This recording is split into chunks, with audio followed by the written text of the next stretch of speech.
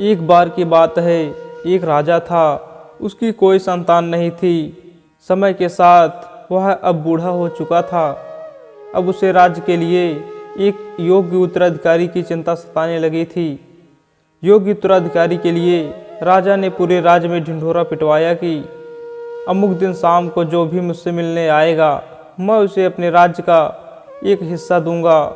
राजा के इस निर्णय से राज्य के प्रधानमंत्री ने रोष जताते हुए कहा कि महाराज, आपसे मिलने तो बहुत लोग आएंगे। यदि सभी को राज्य का भाग देने लगेंगे तो राज्य के टुकड़े टुकड़े हो जाएंगे। ऐसा अव्यावहारिक काम न करें। राजा ने प्रधानमंत्री को समझाते हुए कहा कि मंत्री जी, आप चिंता ना करें, आप बस देखते रहें कि क्या होता है।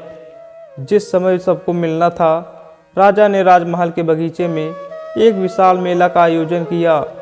मेले में नाच गाने और अन्य प्रकार के खाने पीने के स्वादिष्ट पदार्थ तथा साथ ही मदिरा की महफिल जमी थी। मेले में कई खेल भी हो रहे थे, जिसके कारण राजा के पास मिलने आने वाले व्यक्ति कितने ही इस नाच गाने में अटक गए और कितने ही सुरा सुंदरी में, कितने आश्चर्यजनक खेलों में लीन हो गए तथा कितने ही खाने पीने तथा घूमने फिरने के आनंद में डूब गए।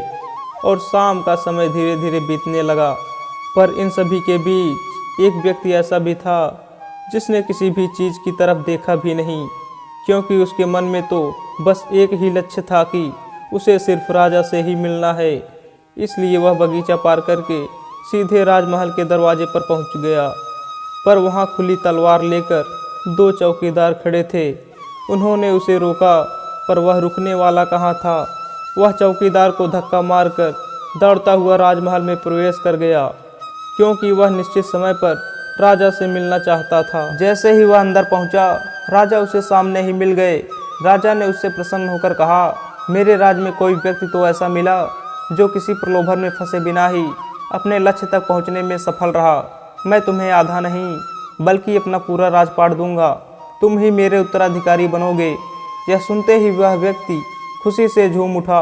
वह सोचने लगा कि जिस लक्ष्य को प्राप्त करने वह आया था, उसका फल उसे मिल गया। वह किसी प्रलोभन में फंसे बिना ही अपने लक्ष्य को प्राप्त करने में सफल रहा।